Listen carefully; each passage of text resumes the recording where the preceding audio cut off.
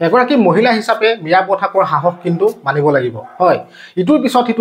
সিটো নিৰ্বাচনী প্ৰচাৰ চলাই গৈ আছে মীৰা ঠাকুৰে এইবাৰ ৰাজপথত নামিল ভোট বিচাৰি মীৰা ঠাকুৰ ৰাজপথত অহা যোৱা কৰা মানুহক ইজনৰ পিছত সিজন মানুহক তেওঁ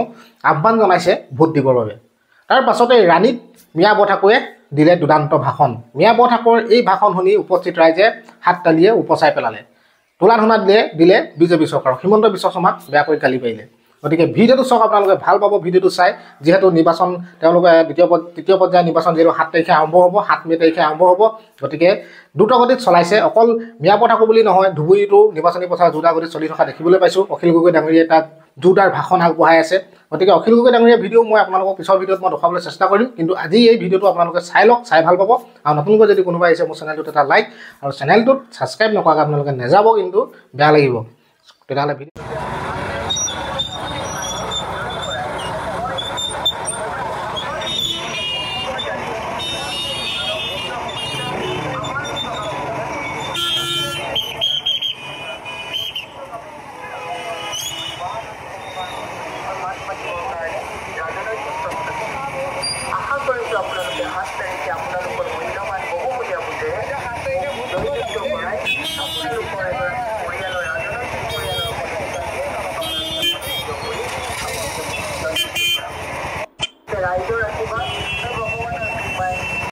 প্ৰথমে আপোনালোকক মোৰ নমস্কাৰ জনাইছো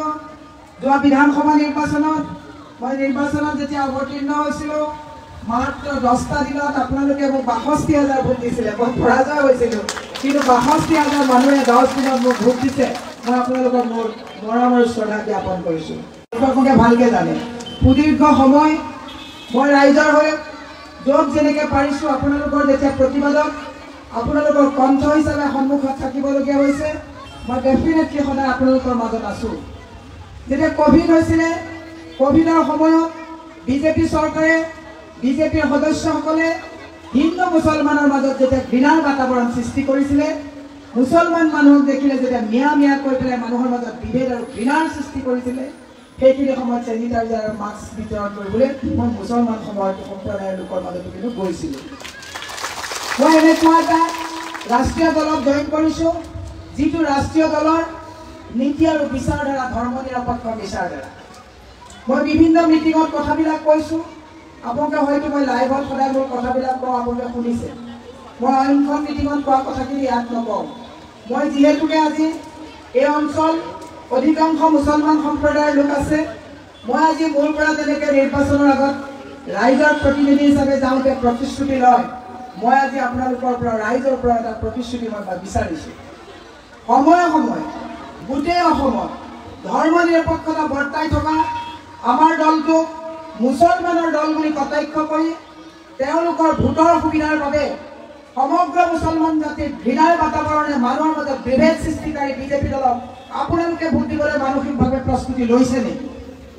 কাৰণ আপোনালোকেতো আমাক সোধে যে আপুনি সাংসদ হৈ গ'লে কি দিব মই কৈছোঁ সাংসদ হৈ গ'লে মই কি দিম এইটো আপোনালোকক কওঁ কিন্তু ৰাইজে প্ৰতিশ্ৰুতি মুছলমান সম্প্ৰদায়ৰ প্ৰত্যেকজন মানুহে প্ৰতিশ্ৰুতি দিব পাৰিবনে যে আপোনাক ঘৃণাৰ কৰা মিয়াৰ ভোট নালাগে বুলি কৈ মুছলমান মানুহক অপমান কৰা মানুহৰ মাজত আপোনালোকক তুচ্ছ তাচ্ছিল্যৰ কৰা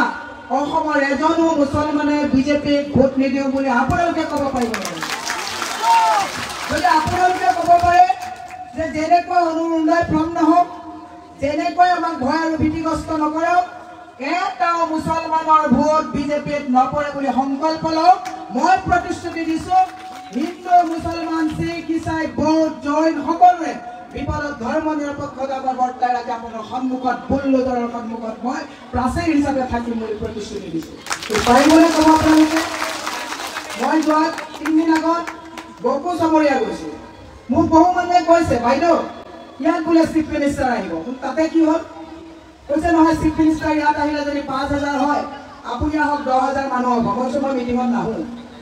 যি মুছলমান সম্প্ৰদায়ক আজি তাৰিখত মানুহৰ ওচৰত তুচ্ছ তাচ্ছিল্য কৰি আপোনাৰ আৰু মোৰ মাজত বিভেদৰ এখন প্ৰাচীৰ কৰি দিলে বিজেপি চৰকাৰে কোনদলিত চিফ মিনিষ্টাৰ গ'লে কিয় মুছলমান সম্প্ৰদায়ৰ লোকসকলে মিটিং কৰিবলৈ যাব তাৰ উত্তৰো আপোনালোকে দিব লাগিব তেতিয়াই মই উত্তৰ দিম যে মই সাংসদলৈ আপোনালোকক গৈ ইনকাম কৰিছোঁ ৰেচিপ্ৰকেট আপোনালোকেও সংকল্প লওক আজি যে আমাক বিভেদ আৰু ঘৃণাৰে প্ৰত্যেকটো কথা ৰাইজৰ মাজত ঘৃণাৰ বাতাবৰণে বিভাজন কৰা বিজেপি চৰকাৰক এটাও ভোট মুছলমান সম্প্ৰদায় নিদিওঁ বুলি আজি সংকল্প লয়। আজি 4 দিন আগত এইখন ফিল্ডত মুখ্যমন্ত্ৰীৰ পত্নীয়ে এখন মিটিং কৰিছে, জয়নিঙৰ কাম কৰিছে। এইখন ফিল্ডত মোক বহুতে কৈছে বাইদেউ এখন ঈদগাহ ফিল্ডত মুখ্যমন্ত্ৰীৰ পত্নীয়ে মিটিং কৰিব, আপুনিও এখন কৰক। মই তেওঁকে আগতে পাৰ্মিশ্যন লৈ দিছোঁ, আমিতো কৰিমেই। বহুতে কৈছে ইয়াত মানুহ হ'ব, কিন্তু মোৰ ভয় খাবলগীয়া কথা একো নাই। যিসকল মানুহে মিয়াৰ ভোট নালাগে বুলি কৈ আপোনালোকক ঘৃণাৰ বাতাবৰণলৈ পঠাই দিছিলে আৰু কেইজন মানুহৰ পত্নীয়ে মিটিং কৰোঁতে যদি আহিবলৈ আপোনালোকে বেয়া পোৱা নাই, তেন্তে মই বেয়া পোৱাৰ কোনো প্ৰশ্নই নাই। সকলোৱে এটা বস্তু সংকল্প ল'ব লাগিব। আজি বিজেপি চৰকাৰে সংকল্প লৈছে যে এইবাৰ যদি তেওঁলোকে যদি জয়ী হৈ আহিব পাৰে, সংবিধান সংশোধন কৰি তেওঁলোকে সংবিধানখন বদলাই তেওঁলোকে এখন নিজা সংবিধান কৰিব,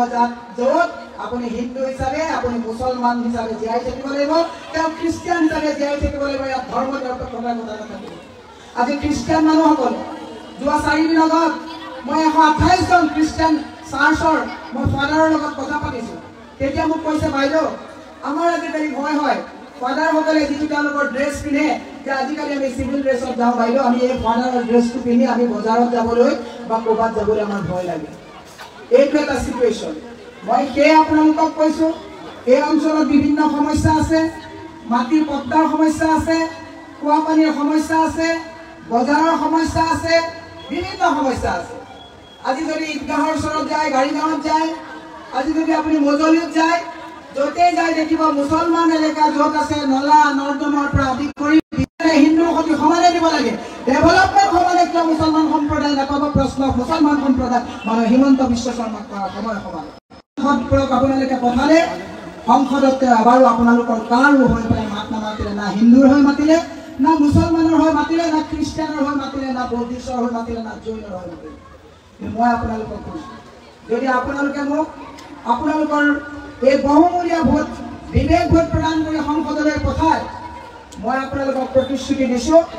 আপোনালোকৰ এই কৈছোঁ সাংসদ হৈ জয়ী হৈ যোৱাৰ পাছত বিজেপি পৰিয়ালৰ যদি কাৰোবাৰ কেঞ্চাৰ হয়,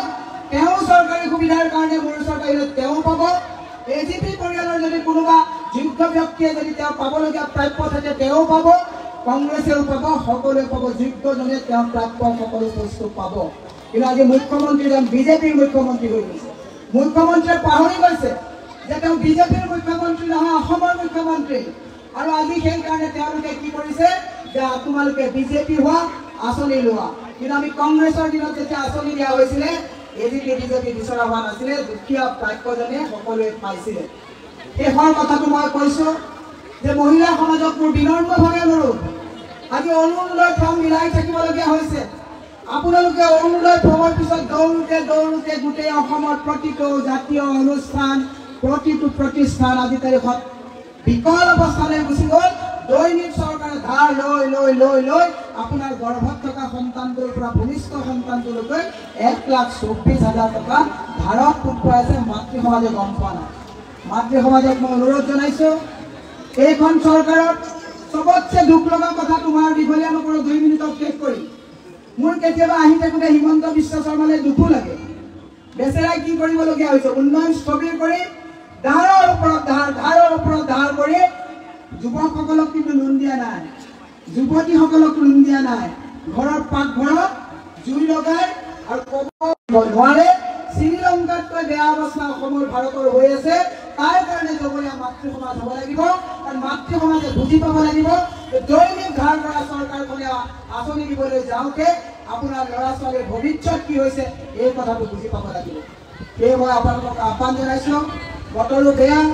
অহা 7 তাৰিখে আপোনালোকে মিতিৰ কুটুম যিমান আছে, অকল ইয়াত বহি থকা লোকসকলে ভোট দিলে নহ'ব। আপোনালোকৰ পৰিয়ালৰ প্ৰতিজন সদস্য, বন্ধু বান্ধৱ সকলোৱে হাতৰ চিনত ভোট দি আপোনালোকে যদি দিল্লী পঠাব বিচাৰিম বুলি ভাবিছে, পঠাওক। মই আপোনালোকক কথা দিছোঁ যে মই যদি জয়ী হৈ যাওঁ সংসদত অসমৰ প্ৰতিটো সমস্যাক লৈ, অসমৰ জাতীয় জনগোষ্ঠীয় সমস্যাক লৈ, ধৰ্ম নিৰপেক্ষতা বৰ্তাই থকাৰ স্বাৰ্থত, মহিলা সুৰক্ষাৰ স্বাৰ্থত, যুৱ ন্যায়ৰ স্বাৰ্থত, কৃষকৰ ন্যায়ৰ স্বাৰ্থত, শ্ৰমিকৰ ন্যায়ৰ স্বাৰ্থত বলিষ্ঠভাৱে অসমৰ প্ৰতিনিধিত্ব কৰিম বুলি মই আপোনালোকক প্ৰতিশ্ৰুতি দি আপোনালোকৰ পৰা মই দোৱা আশীৰ্বাদ বিচাৰিছোঁ আৰু ভগৱানৰ ওচৰত মই প্ৰাৰ্থনা কৰিছোঁ যে ৰাইজে যাতে মাৰ বান্ধি ওলাই হৈ বতাহ বৰষুণলৈ ছাতি দিও আহিব ছাতি লৈ হ'লেও কাৰণ বাৰিষা বতৰ ছাতি লৈ হ'লেও 5 বছৰ যাতে আমাক নাকত ধৰি চাকত যাতে এইখন চৰকাৰে ঘূৰাব নোৱাৰে এটা দিন কষ্ট কৰিব কাৰণ আমাৰ অসমীয়া মানুহ কেতিয়াবা কি হয় আমি এলেহুৱা আমি ভাবিলে আজি বতৰ দিলে যেতিয়া বৰষুণ দিলে নাযাওঁ বৰষুণ দিলেও মধুৰ দিবলৈ যাব